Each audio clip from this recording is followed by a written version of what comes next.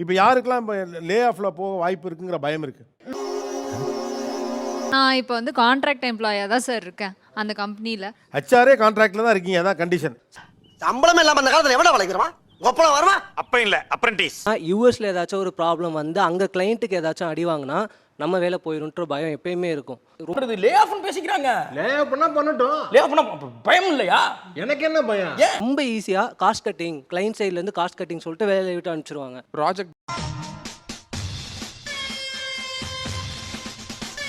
Duration ஒன்று இருக்கும் sir. இப்போ வந்து நாங்கள் இன்டர்ன்ஸாக இப்போ ஃபஸ்ட்டு போகிறோன்னா ஒரு 3 மாதம் நம்ம நல்லா பர்ஃபார்மன்ஸ்னா ப்ராஜெக்ட் இம்ப்ளிமெண்ட் பண்ணிடுவாங்க. நாங்கள் சந்தோஷமாக ப்ராஜெக்ட் இம்ப்ளிமெண்ட் ஆகிட்டு அந்த ப்ராஜெக்ட்க்கு வந்து ஸ்ப்ரிண்ட் சைக்கிள் ஒரு 6 மாதம் கொடுத்துட்டாங்கன்னு வச்சுக்கோங்களேன். அந்த 6 மாதமாக நாங்கள் பயந்துகிட்டே இருக்க வேண்டியதாக இருக்குது. அண்ணே உடனே தானே ப்ராஜெக்ட் பண்ணுற வரைக்கும் நம்ம வச்சுட்டு இருந்துட்டு ப்ராஜெக்ட் முடிஞ்ச உடனே இன்டர்ன்ஸ் ஓகே வேலை முடிஞ்சிச்சா, இதெல்லாம் ஒரு ஆபீஸ்.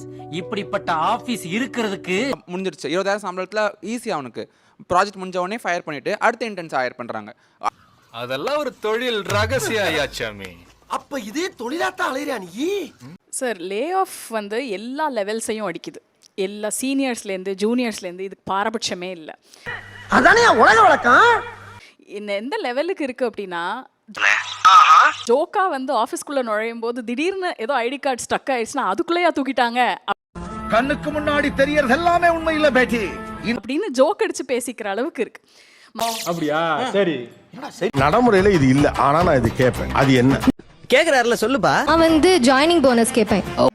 ஏண்டா எங்களை இன்னமுமாடா நம்பிக்கிட்டு இருக்க? உங்க ஆபீஸ்ல வந்து ஃபன் ஃப்ரைடே இருக்குமா, இல்ல மந்த்லி ஒன்ஸ் வெக்கேஷன் கூட்டு போவீங்களா? நீங்க இது வரைக்கும் உங்க 2 பேருக்கு நான் என்ன பண்ணிருக்கேன்? ஒன்றும் பண்ணல. அதேதான் அவங்களுக்கும் போய் சொல்றேன். வந்து வீக்கெண்டில் வந்துட்டு ப்ராஜெக்ட் கொஞ்சம் டிலே ஆகிடுச்சு கொஞ்சம் பண்ணுனா முடியாது. ஒரு 1/2 மணி நேரம் அது எப்படி முடியும்? யார் வருவாங்க? வருவாங்கடா. 8 மணி நேரம்னா அந்த 8 மணி நேரம் தான். அதுக்கு முன்னாடியும் இல்ல பின்னாடியும் இல்ல. இருந்தாலும் கடலமுத்து ரொம்ப ஸ்ட்ரிக்ட்டுப்பா. சிட்டா இல்லைன்னா உங்க முன்னால எல்லாம் உத்தியோகம் பார்க்க முடியுமா? இப்போ நான் ஒரு இன்டர்வியூக்கே போனா இதெல்லாம் கேட்பேன். கேஷா இல்ல செக்கா? என்னடா எங்க பேமெண்ட் பாபா? டியூரேஷன் இப்போ 9 to 5னா எங்களால 9 to 5 தான் வர முடியும். 6 மணிக்கு மேல ஆட்டோ ஓடாது.